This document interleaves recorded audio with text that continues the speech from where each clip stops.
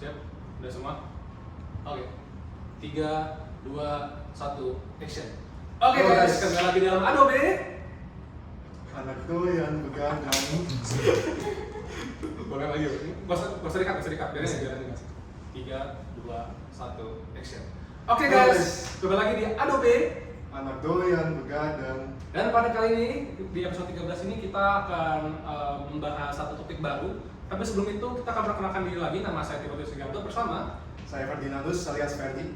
Nah, pada kali ini kita akan membahas satu topik baru nih. Namanya apa nih, Kak? Namanya The Hard Truth of Architecture. Wah, apa tuh? Pasti kita penasaran teman-teman ya. Nah, untuk saat ini kita akan ditemani oleh satu narasumber yang akan menemani kita pada topik ini. Mungkin boleh Pak langsung nama saja Pak? Ya, saya Suardana Winata. Mungkin kalau boleh tahu Pak, mungkin kalau dari lulusan Kak pernah edukasi di mana Pak? Mungkin kerja di mana terus Kak? Saya prinsipalnya DSA plus S, Dream Space Architect. Kemudian saya S1-nya di Untar, terus kemudian S2-nya di Amerika, sekolah arsitektur juga, magister arsitektur profesional degree. Oh, oke Pak. Berarti mungkin untuk teman-teman yang nggak tahu juga, mungkin Bapak juga sebuah dosen Saya di ITB juga ya Pak? di UPH. Jadi dosen praktisi berarti ya Pak? Iya. Oke. Ya Pak, mungkin kita langsung saja masuk ke topik kita, Art of Architecture. Jadi mungkin pertama-tama kita ingin tahu sendiri Pak, lebih kepada latar belakang dulu sih Pak.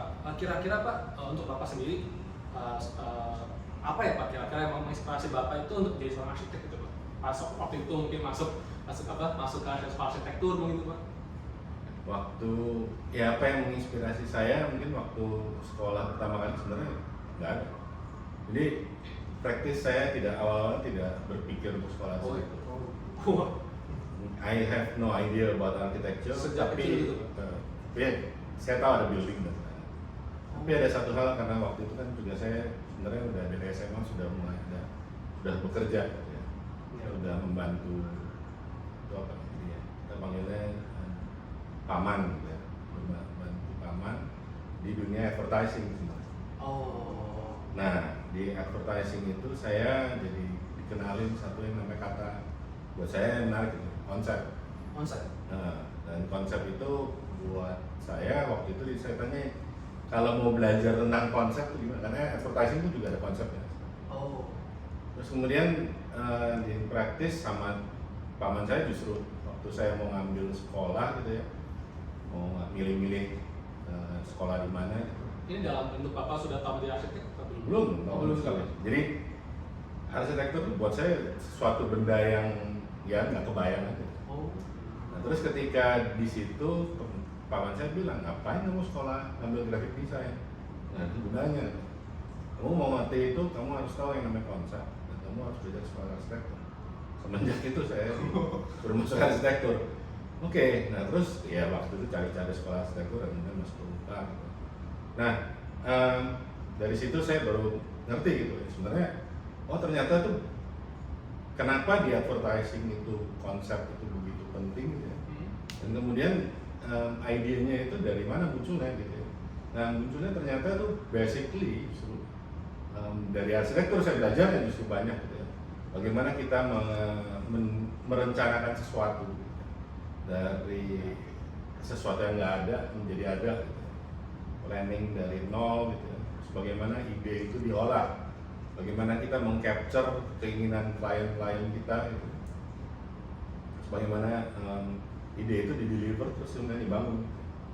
Nah itu disitulah saya belajar banyak dan saya waktu itu jadi kesan. Saya nanya sebenarnya sama teman saya, kenapa ya saya disuruh sekolah arsitektur gitu ya?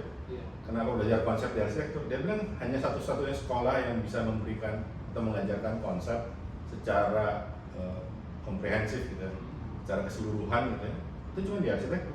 Oh, jadi Karena arsitektur itu ngomongin future tense. Oh.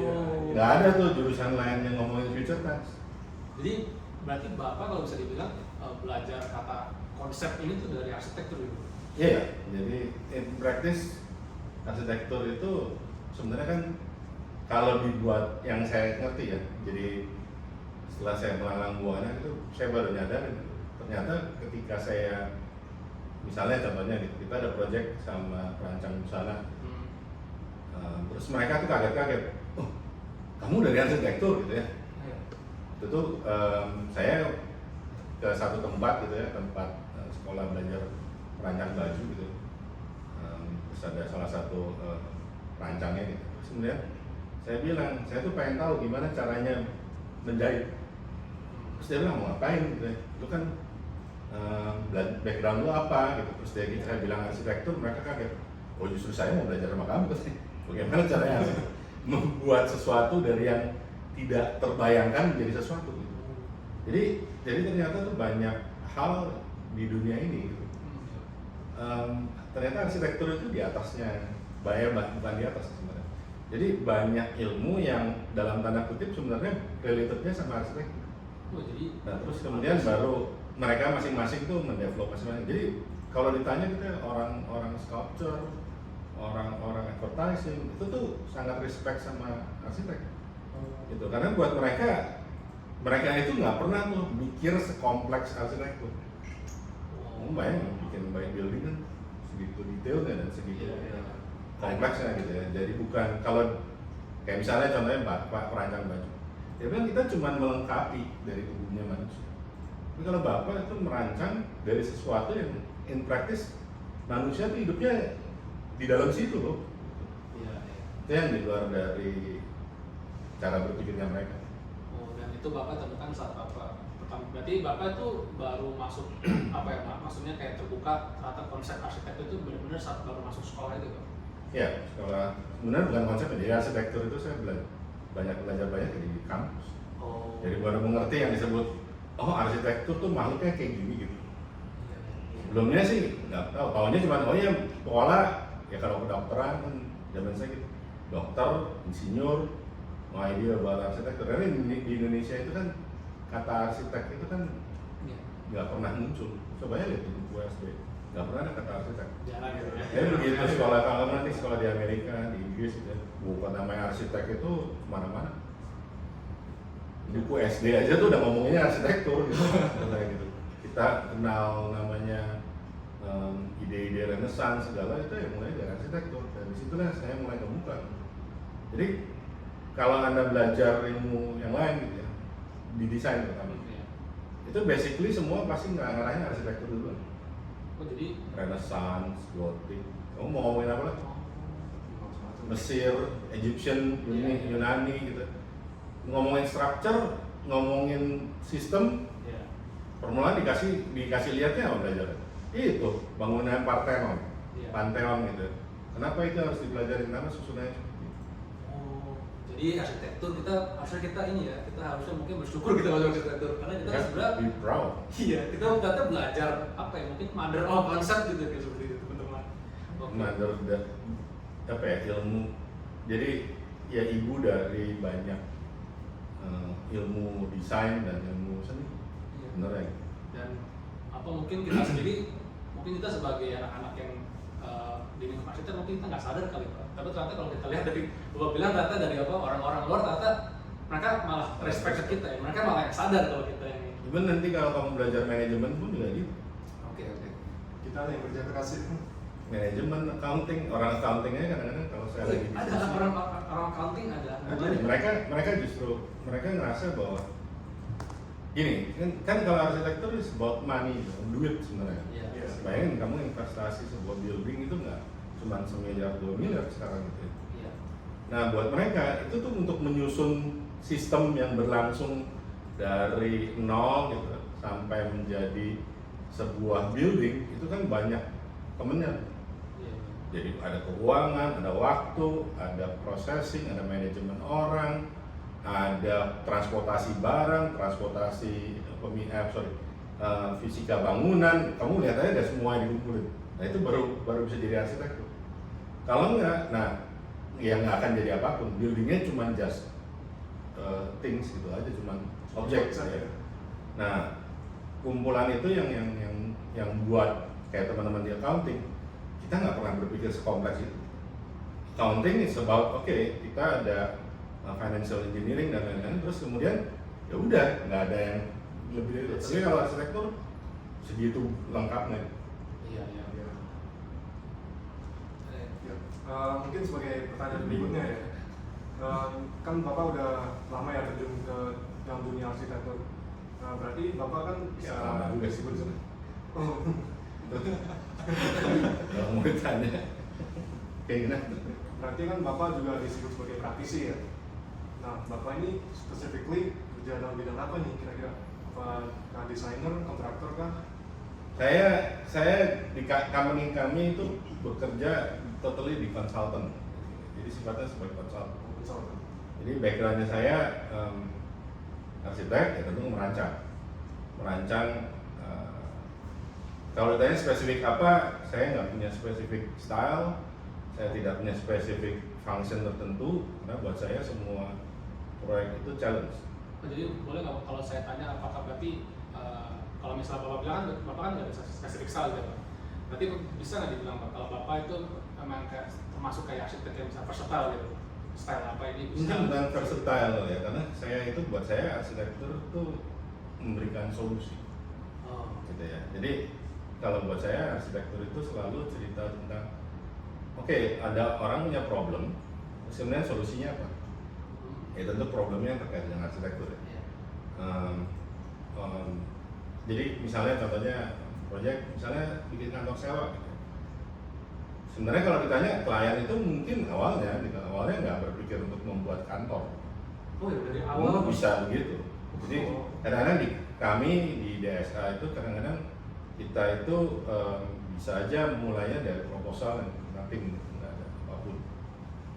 Jadi ketika awal klien itu kadang-kadang saya punya tanah segi di sini di daerah ini, menurut Pak Dana mau diapain? Oh jadi Kadang-kadang suka begitu. Oh jadi maksudnya Typesnya begitu. jadi klien yang minta kita desain gitu ya? Iya, kadang-kadang begitu. Oh. Ada yang begitu. Jadi kita harus menganalisis. Ya itu makanya kemudian jadi banyak tuh mulai dari feasibility studies kalau proyeknya begini kemudiannya apa, kalau proyeknya begini kemudiannya apa. Iya. Kalau dilaksanakannya seperti ini bakal seperti apa, itu a whole thing. Nah terus kemudian ada juga klien enggak, dia punya ide udah. Wah padahal saya tuh mau bikin pabrik green. Oke, pabrik yang memproduksi ini tapi dengan green technology. Nah kadang-kadang saya balik dulu ke klien, ini yang disebut green technology itu maunya apa? Meaningnya apa nih? Maksudnya kadang-kadang ada klien kan karena hip aja, udah pokoknya green, warnanya hijau, terus bingung saya. Karena kadang-kadang begitu, klien itu banyak yang no idea, bukannya dia nggak tahu, tapi memang no idea about Green. apa yang disebut dengan green dan apa. Nah terus kemudian kita biasanya ngobrol dulu. Nah itu tuh bisa about sebulanan bolak-balik cerita. Untuk itu doang? Iya. Oh. Nggak bisa sebentar gitu ya dalam proses kita sebutnya preliminary gitu ya, awal-awal planning awal, programming awal. Itu biasanya tuh diajak ngobrol dulu karena klien itu kadang-kadang nggak ngerti. Even dia udah punya pabrik. Jadi kenapa ya Pak harus misalnya gini, kita ada pabrik, kita lagi develop satu pabrik minuman beralkohol. Terus saya terpaksa harus belajar banyak.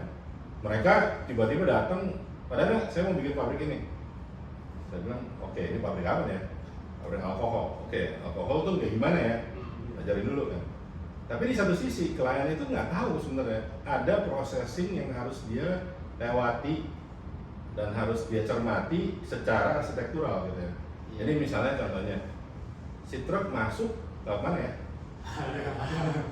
Mundur dulu, maju dulu, namanya biji malt itu mau dibawanya seperti apa? Datang ke Indonesia itu bentuknya kayak apa? Nah klien tahu, di spesifiknya tahu, bahkan kalau orang teknisnya lebih gila lagi. Ini begini-gini, tapi begitu mau dimasukin ke building, iya buildingnya mesti berapa ya suhunya ya? Nah itu kita punya ide. Nah kamu kebayang nggak kalau building harus keep temperature sekian, itu pasti mesti punya sistem. Nah cuma kalau sistem doang, itu billnya akan mahal. Nah jadi gimana caranya? Oh ya udah, buildingnya harus benar dulu. Buildingnya harus punya spesifikasi khusus agar malt itu tidak berjamur, agar malt itu tidak tidak terlalu kering agar dia masih bisa diolah menjadi minuman beralkohol itu pada level sekian. Kalau boleh tanya Pak, kalau untuk soal itu, saya perasaan kan kalau kita lihat kan berarti kan prosesnya panjang gitu ya Pak, biar mempelajari ini ya. Kira-kira sebenarnya kalau dari realita di dunia sekarang tuh ada kayak standar nggak sih Pak kalau kita mau bikin pabrik itu? Maksudnya kayak ada standarnya harus begini. Basic standar ada. Untuk mempercepat prosesnya. Basic standar ada. Dan itu kita dapat konsultasi misalnya dari Jerman, dikasih tahu ada gitu. Tapi still mereka tidak bisa ngejadiin arsitektur. Iya. Kenapa? Karena at the end, balik lagi ke kita. Mereka bisa, Pak, nih saya harus begini. Ya yang bahan yang lo kasih nggak ada di Indonesia. Ya, jadi Bisa nggak? beda ini. Nah, berarti kan kita harus sesuaiin gitu. Nah, kita akan nanya, sorry, lu butuh speknya kayak apa sih? Jadi bukan material harus kayu, kulit, bukan begitu. Tapi kita dikasih lihat list of misalnya humidity-nya harus mencapai sekian, room temperature-nya harus sekian, outside temperature-nya mesti sekian, pH-nya harus sekian, kadar keasaman yang harus ditemuin harus sekian, antisipasi pada microbacterialnya seperti apa. Iya. Nah itu seperti itu. Wah, panjang juga ya guys. Seperti kalau misalnya saya juga ada misalnya pekerjaan bikin sekolah gitu, kita juga nggak bisa sembarangan. Sekolah ditanya dulu, sorry Bu, ini sekolah metodenya yang kayak gimana ya belajarnya? Oh ada. Ada dong, sekolah ada yang metodenya Montessori, ada yang konvensional, Dan itu apa reflect ke itu? refleks ke building. Oh. Nah, row kelas tuh harus gimana? Jumlah kelasnya mau berapa? Satu kelas isinya orang, siswanya itu berapa orang? Nah, siswanya yang pindah atau gurunya yang pindah? Itu paling gampang. Iya. Itu banyak yang kadang-kadang ada misalnya saya pernah beresin kerjaan orang gitu. Karena ternyata arsiteknya yang dulu itu kebetulan bukan arsitek sebenarnya. Jadi sekolah itu kayaknya metodenya masih zaman dulu yang punya gitu. Jadi dia manggil kontraktor langsung. Oh, Jadi disuruh-suruh aja gitu, kontraktornya suruh bikin. Ya, ya. Begitu running ternyata nggak running well sekolahnya gitu. Kenapa? Karena saya waktu itu didatengin, menurut Alu Pak masalahnya apa? Saya ngobrol-ngobrol, terus saya perhatiin, oh nggak tahu deh. Ini orang, ini kampus, ini sekolah, jadi ini kampus. Kalau saya bisa bilang kampus karena walaupun itu sekolah SD, SMP, SMA, kita bilangnya kampus. Nah ini kampus punya problemnya apa? Ternyata realita antara dia punya kurikulum sama sistem kelas yang dia ajukan itu nggak make sense. Jadi nggak efisien banget, koridornya berisik segala. Bukannya karena apa? Karena ternyata penempatan kelasnya itu nggak, ya pokoknya asal jas. Kalau ruangan ada tanah dibagi belah. Mungkin karena waktu itu Karena dia nggak ngerti ya sebenarnya. Nah terus kebetulan kita punya kebetulan guru itu atau kepala sekolah itu dan yayasannya itu mau gitu ya, mau merubah sikapnya mereka. Oh. Itu ya satu another problem lagi tuh kalau menjadi arsitek. Iya. Tapi kalau penasaran sih Pak, kalau yang kayak Bapak kan sebagai konsultan gitu Pak, itu penasaran sih Pak kayak tiba-tiba kepikiran sampai seberapa jauh sih Pak kayak pengalaman Bapak, maksudnya kayak seorang arsitek itu sudah bisa jadi konsultan tuh kira-kira sampai seberapa jauh gitu? Kan kalau kan menjadi konsultan berarti kan kayak udah harus yang ini gitu Pak. Konsultan itu in practice sebenarnya harus punya pengalaman. Itu yang pasti. Berarti tidak bisa kayak Nggak bisa dipelajari di sekolah gitu ya. Tapi masalahnya bukan itu aja sih. Sebenarnya bukan nggak bisa dipelajari. Sebenarnya bisa dipelajari. Masalahnya begitu karena manusia kan develop terus. Iya. Jadi dia tuh manusia itu bukan benda statis. Kalau benda statis kan gampang, batu ya segitu aja terus. Iya. Walaupun nanti berapa ratus tahun baru berubah gitu. Ini manusia enggak, ini status dia absorb macam-macam, dia keluarin macam-macam. Jadi dalam proses pembentukan culture-nya mereka itu macam-macam. Nah, konsultan itu harus bisa melihat tren yang paling baru. Bukan tren sebenarnya, tapi evolusi yang terjadi. Nah, ini yang jadi problem. Nah, arsitek kalau sebagai konsultan, dia harus sadar diri. Dan makanya nggak enak ya belajar terus. Jadi tiap hari mesti baca buku, mesti baca report dan lain-lain. Ketika Anda nanti mau jadi konsultan, bukunya bukan buku arsitektur lagi yang belajar. Everything tentang apa yang kalian akan hadapin. Misalnya contohnya kalau misalnya cerita tentang kayak tadi pabrik, ya berarti kamu harus bisa tuh akses culturing dari misalnya kalau kasusnya kemarin alkohol gitu ya, terus tentang peraturan di Indonesia tentang alkohol, terus kemudian macam-macam soal misalnya contohnya apa sih yang disebut kesehatan itu biohazard 1, 2, 3 gitu, mau nggak mau mesti mengerti, makanya basic belajarnya udah lain. Tapi Pak, selama Bapak coba jadi konsultan gitu Pak, Bukan coba, maksudnya pilihan. pas jadi konsultan Pak, itu pertama-tama ya kayak apa mendapatkan klien itu apakah sulit atau kalau sebagai konsultan gitu? Gini, kalau ditanya gitu ya rule of thumb-nya mungkin. Ya. Kalau saya mulainya tentu dari berkenalan dengan klien yang bukan sama sekali cerita konsultan. Jadi benar-benar desain, purely desain. Kebetulan gitu, saya beruntung gitu punya bukan ketemu klien yang dalam tanda kutip nggak sengaja.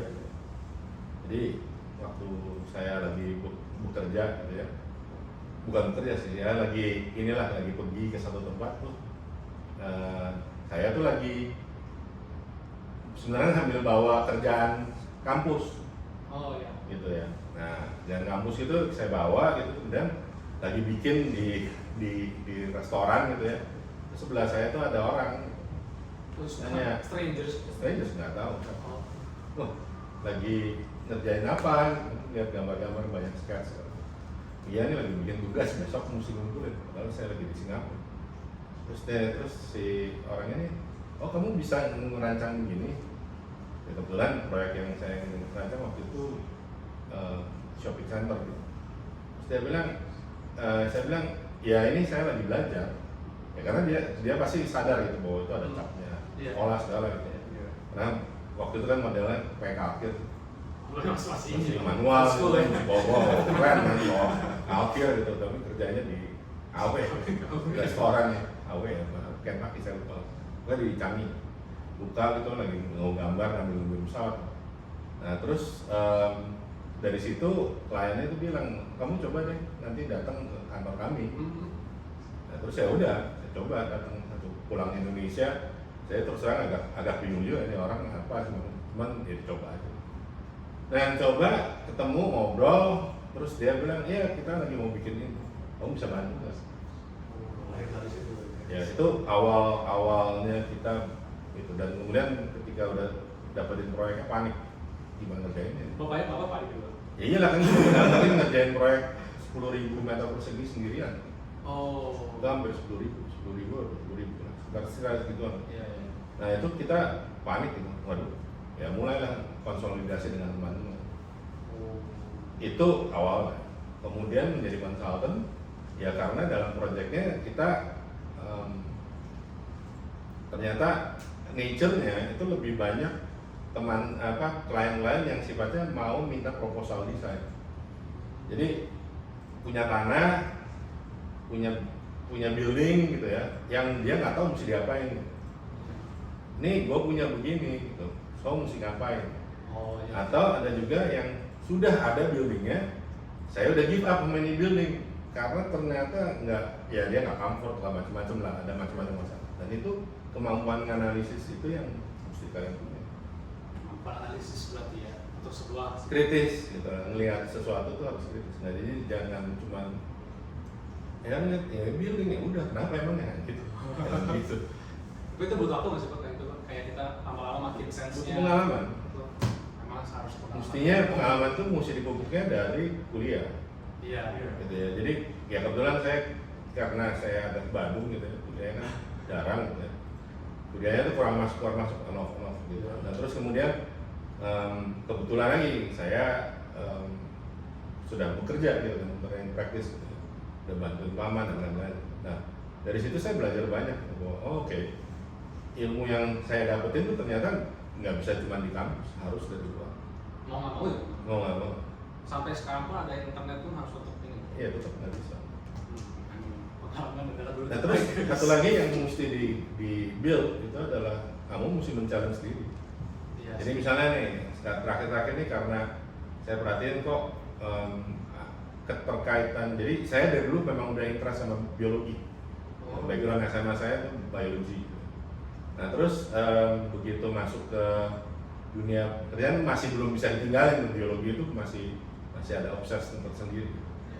Nah punya nggak relationship antara arsitektur sama biologi? Nah itu challenge saya gitu. Oh iya, ternyata form itu kan di dunia ini banyak form, bentuk gitu.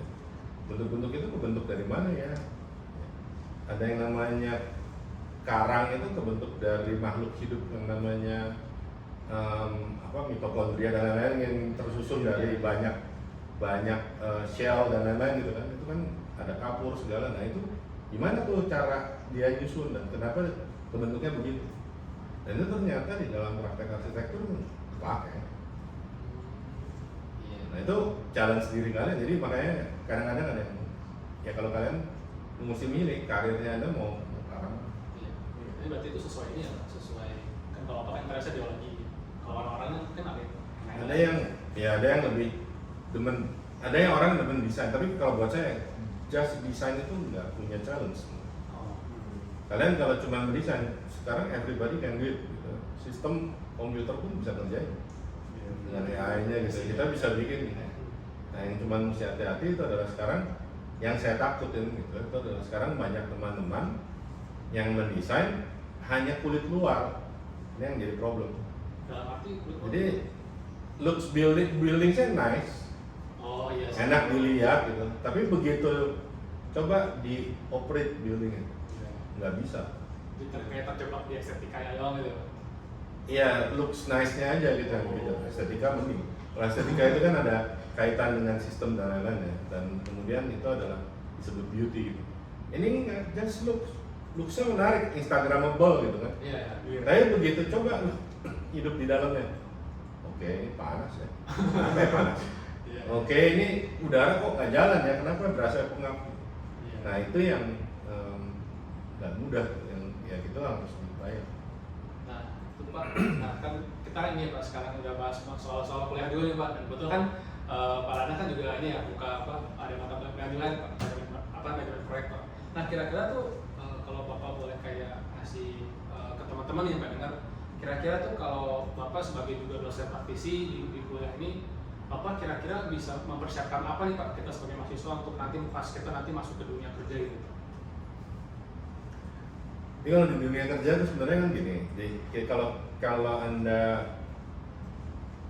gimana ya? Jadi kuliah itu kan menyusun Anda punya basic cara berpikir, gitu ya. Cara Anda belajar menganalisis, gitu ya. Cara Anda membangun critical thinking, gitu ya. Jadi ngelihat sesuatu itu bukan ya udah saya terima, ya biasanya begitu, gitu kan biasanya gitu kan. Itu bahaya tuh kalau udah arsitek ngomongnya begitu, itu bahaya. Terus kemudian karena dia akan menghilangkan critical thinkingnya. Kita itu membangun itu bukan cuma just a square atau boxes gitu. Tapi ada sesuatu nih yang harus dihidupin di sini. Nah, itu baru satu hal. Kemudian ini baru ide. Terus kemudian kita harus mewujudkan dia jadi sesuatu yang real, yang bisa kita touch, yang tangible gitu ya.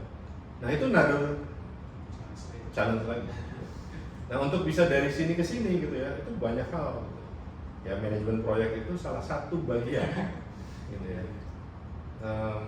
Itu sangat satu parts yang dari sekian ratus part, gitu yang Anda sebagai mahasiswa sebaiknya paling nggak sudah tahu lah ada itu. Jadi kita kalau bikin building nggak bisa sendirian.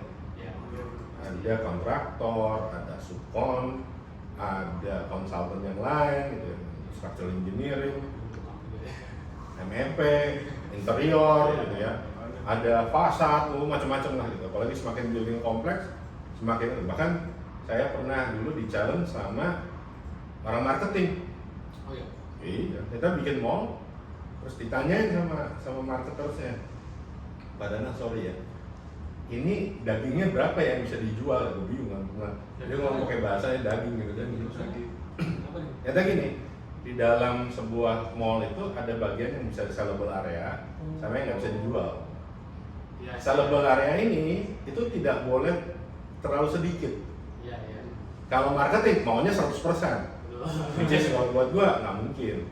Kenapa? Kalau 100% berarti kan totally semua dijual. Terus udah itu orang mau datang mau ngapain gitu? Itu kan bukan pasar. Even Anda bikin pasar aja harus ada yang ada area yang memang untuk orang nongkrong-nongkrong, duduk-duduk, ngobrol gitu ya. Ada yang untuk bisa dilihat, ada yang orang datang dipancing dulu gitu kan. Iya. Nah berarti kan itu kan sesuatu yang nggak bisa dijual, Iya. gitu ya. Nah berarti kan kita harus mengcombine itu. Nah marketing itu berpikirnya sederhana, Pak. Semakin ada tempat yang bisa dijual, semakin banyak ya semakin baik. Iya. Masalahnya kan nggak bisa nih. Iya. Nah yang nggak bisa ini berapa persen agar kita bisa membiayai mereka. Jadi misalnya kan lu kayak lapangan basket ini, gitu. Lapangan ini kalau ditanya building yang baik 24 jam ngasih duit. Ini 24 jam ngasih duit? Enggak. Tapi mesti ingat ini kampus kan. Iya. Nah kampus itu kan person yang menggunakan ini kan adalah mahasiswa. Iya. Mahasiswa itu tentu aja sorry banget ya, mesti di-charge gitu ya. Iya. Nah dia harus bayar uang uang sekolah ya, uang kuliah gitu ya. Nah uang kuliah itu tentu harus bisa membiayai ini. Nah makanya kemudian operational itu jadi besar. Tapi kegedean nggak benar juga. Kenapa? Rugi dong. Karena semua akhirnya jadi misalnya buat masak AC doang gitu. Ya nggak benar. Jadi akhirnya kita harus sadar kalau bikin shopping center berapa value yang namanya buat operation itu diletakkan, ditaruhnya gitu. Jangan nanti buildingnya kepanasan, AC-nya mahal, terus akhirnya ongkos sewanya mahal, rugi gitu kan. Atau misalnya kamu bikin kantor sewa gitu ya, kantor sewa kesannya kan kita kan nyewain. Iya benar, dapat duit kan, iya. Tapi yang mau nyewa kan tentu mesti interest, mesti punya keinginan gitu kan, mesti tahu gitu building itu tuh gimana gitu. Nah mereka tuh biasanya nanya, padahal ini building ini kalau dioperate berapa ya per meter perseginya, gitu ya. Kita harus bayar ongkos listrik dan lainnya berapa. Nah kalau itu kegedean, nggak mau orang. Saya beberapa kali ada project yang istilahnya dalam tanda kutip memperbaiki kualitas building gitu ya. Kenapa? Karena misalnya terlalu panas buildingnya. Jadi akhirnya dia punya sewanya tuh ongkos listriknya terlalu besar. Ada yang buildingnya terlalu bising. Itu susah tuh. Itu challenge banget gitu ya. Kenapa? Karena secara nggak sengaja desainnya itu menangkap suara. Misalnya itu paling sederhana seperti itu. Nah itu kan it's not about ganti AC udah kelar ya, nggak begitu. Kompleks ya. Nggak bisa, ganti kacanya aja gitu, enak aja. Ganti kaca tuh harganya berapa ya? Gitu, hitung-hitung kan mau satu building ini kaca semua. Kita lupa. Wah, enak banget gitu. Kalau yang tidak mengerti itu ya begitu. Kita misalnya ada renovasi mall gitu ya, di satu tempat. Saya di challenge gitu, ada beberapa gitu. Ternyata si arsitek yang punya building memanggil beberapa arsitek gitu. Nah kemudian ketika ditemuin kaget-kaget mereka. Ada yang arsitek yang buildingnya dirombak total gitu. Sampai dia bilang ini sih gua nggak mungkin dah bayar segini gitu. Tapi ya akhirnya solusinya apa gitu yang harus kita bisa berikan agar bisa ketemu maksimum perubahannya cukup baik gitu ya, baik bukan cukup baik, tapi dengan budget yang seminimal gitu. Nah apa gitu impactnya gitu ya, impact yang terbaik tapi dengan budget yang seminimum mungkin nggak? Ya tentu ada limitnya gitu ya. Jadi memang kalau soal begini soal masalah-masalah kompleks di praktisi ini memang ini memang kembali lagi pengalaman sih itu. Memang kalau kita sebagai mahasiswa itu mungkin memang lebih ke ranah tahu bakal ada itunya gitu kan. Jadi kalau menurut saya kayak S1 itu adalah S1 itu didesain untuk mempersiapkan calon-calon arsitek kalau mau jadi arsitek. Calon-calon arsitek untuk dia itu paling nggak sadar bahwa di dunia business construction itu tuh kayak gini gitu ya. Jadi jangan sampai begitu masuk dunia ini, saya gambar mesti gini banyak atau oke, kita kok nggak ngedesainnya cuma sedikit, lebih banyak musik lapangan segala. Jangan, itu memang parts dari Anda punya hidupan gitu ya. Oh iya. Iya, kalau ngedesain aja nggak pernah kewujud, sayang juga gitu kan, desain mau buat apa gitu. Saya punya teman gitu yang dia selalu bilang, yang penting kan ide dulu gitu, dan iya, tapi idenya kalau nggak pernah bisa dibangun mau buat apa? Iya. Gitu akhirnya lu nggak punya sesuatu kan di sini. Iya. Kalau itu lumayan dulu ya. Yang mesti diingat lagi apalagi arsitektur tuh bukan benda cuma setahun 2 tahun loh. Jadi nama Anda akan dicaci maki itu selama 20 tahun paling enggak. Building itu bagus apa enggak 20 tahun itu siksaan. Gitu ya. Saya pernah ditanya itu, kenapa sih mau jadi arsitek gitu. Bukan saya yang nanya. Jadi ada temen gitu ya. Dia nanya, kenapa ya mau jadi arsitek? Terus ada yang orang jawab, iya karena itu forever gitu. Building itu. Ya benar Itu juga. one shot juga ya berarti. Iya, dan nama Anda tuh nempel di situ tuh building itu tuh. Juga berarti ya. Jelek, buruk, bagus, keren, dihormatin apa enggak, itu dari building kamu. Iya. Kamu jelek dari dunia masalahnya. Iya, bukan urusan duitnya loh. Saya aja kalau ditanya, jadi arsitek bisa langsung cepet kaya? Ada yang bisa cepet kaya, tapi bukan kalau lu jadi banker saya jauh lebih cepet kaya. Kalau mau nyari kaya. Iya. Jadi kalau buat saya arsitektur tuh about si buildingnya justru yang mesti bagaimana lo bisa memberikan kehidupan ke orang lain lebih baik, mesti dilihat. Dan itu mungkin juga jadi attention kita siswa yang sampai nanti kita S1 ya guys ya. Gimana bisa Anda membuat orang bisa bersekolah dengan baik gitu ya. Iya. Iya. Bisa bekerja dengan baik, nggak kepanasan, nggak kedinginan, dia bisa berpikir dengan baik, terus bisa ngobrol sama teman-temannya dengan oke gitu ya. Nah, itu yang musuh challenge. Ya. Itu harus kita olah sebagai mahasiswa. Betul. Oke. Iya. Mungkin ya itu aja ya Pak Dana. Mungkin apakah ada pesan terakhir untuk mahasiswa-mahasiswi ini untuk kedepannya agar arsitektur yang mereka bangun itu ya bisa berlanjut Iya. untuk 20 tahun ke depannya.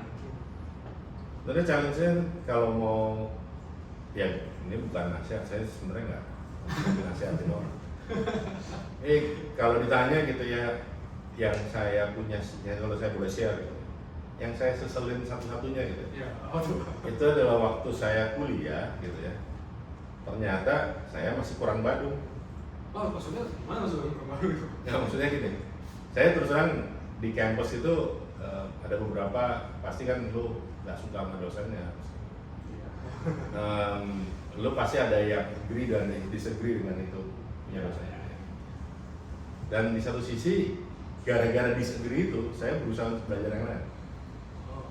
Gitu ya. Jadi saya mencari alternatif agar oke, ini kalau zaman saya kan dulu bikin building itu nggak boleh tuh keluar dari bentuk kotak. Kotak. Iya, box gitu. Jadi box Benar kotak. lu kalau belok itu ya 90 derajat. Nggak boleh tuh belok 20 derajat gitu, 20,5 derajat, pasti dimaki-maki. Nggak main-main tuh kalau zaman dulu. Nah saya tuh nggak senang gitu. Iya. Buat saya 20,5 derajat itu ada meaning-nya loh. Terus. Gitu ya. Secara perspektif, secara ketika orang jalan, emang ada orang jalan 90 derajat? Ya? Pasti ada curve-nya kan? Ya, nggak mungkin 90 derajat. Nah, makanya kenapa building itu harusnya tidak boleh square, totally square. Square itu kan berangkat. Nah, cuman kan zaman waktu saya sekolah itu kan, ya itu jadi apa ya? Jadi challenge kita. Nah, karena di challenge seperti itu, saya berusaha belajar dengan yang lain, dengan cara yang lain. Dan kemudian banyak baca, banyak ini. Terus kemudian saya banyak exercise. Nah itu yang jadi untungnya gitu ya. Jadi ya makanya kenapa saya bilang kurang Badung, kenapa? Saya kurang banyak exercise itu. Kalau itu bisa exercise itu bisa dilakukan waktu kuliah gitu ya, Mungkin kerjaan saya yang waktu awal-awal nggak struggling banget gitu. Kenapa? Karena gila ini proyek ternyata susah ya gitu. Karena kalau kalian nggak ngebayangin cuma ngedesain doang, ya isi harus sebenarnya. Ngedesain itu cuma one part dari sekian ratus part. Iya. Yang lainnya itu justru yang bagaimana agar ide anda itu bisa jadi. Iya. Nah itu yang menjadi susah, menjadi arsitektur itu ya di situ challenge. Iya. Ya Pak, terima kasih Pak. Tapi sepertinya kita Pak sudah dikasih tanda dari waktu. For time. Langsung aja masih pengen aja sebenarnya Pak. Cuman ya Pak, terima kasih Pak Nana sudah menemani kita dalam podcast Adobe kali ini. Semoga teman-teman juga menjadi apa ya, menjadi inspirasi ya dan juga apa menjadi pada motivasi juga mungkin buat teman-teman yang mendengarkan ini supaya mungkin nanti kita pas kita keluar kuliah kita sudah bisa siap nanti nih menghadapi the hard truth architecture. Oke guys, sekian dulu dari Adobe ini. Nama saya Tio Seganto bersama Saya Ferdinandus alias Ferdi. ini ada podcast dan see you in the next time. Bye bye.